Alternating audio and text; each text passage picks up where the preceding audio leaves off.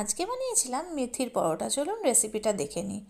এখানে আটা নিয়েছি, এখানে দিয়ে দিলাম জোয়ান, লঙ্কার গুঁড়ো দিলাম, জিরের গুঁড়ো দিলাম, ধনে গুঁড়ো দেব, আর এর মধ্যে অ্যাড করব অল্প একটু মিষ্টি, হলুদ দিয়ে দিলাম, এখানে চিনি দিয়ে দিলাম, কাসুরি মেথিটা দেব।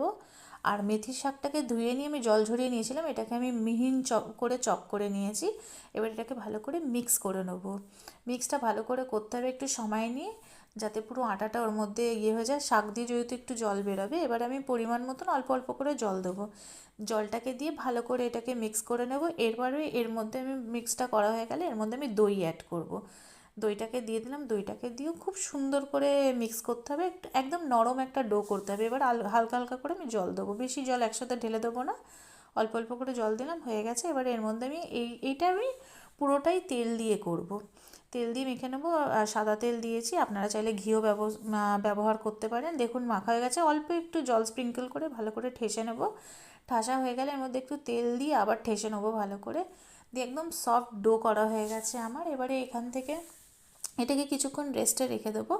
রেস্টে রেখে দেওয়ার পর ছোট ছোট করে লেচি কেটে নেবো এটার মধ্যে দিয়ে। দেখুন আমার মাখা হয়ে গেছে।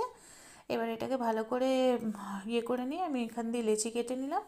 এরকম ছোট ছোট বল করব, আপনাদের হিসাব মতন আপনারা করবেন। আর হালকা হালকা হাতে বেলে নিতে হবে যাতে ফেটে না যায়। দেখুন বেলা হয়ে যাচ্ছে। যদি আপনাদের আমার ভিডিও ভালো লেগে থাকে তাহলে লাইক করে দেবেন, আর নতুন থাকলে সাবস্ক্রাইব করে দেবেন, আর কমেন্টস করে জানাবেন কেমন হচ্ছে। দেখুন পরোটাটা আমি দিয়ে দিয়েছি এখানে। আমি তেল দিয়ে করছি এটাকে, দু পিঠ ভালো করে সেঁকে নেবো লাল লাল করে।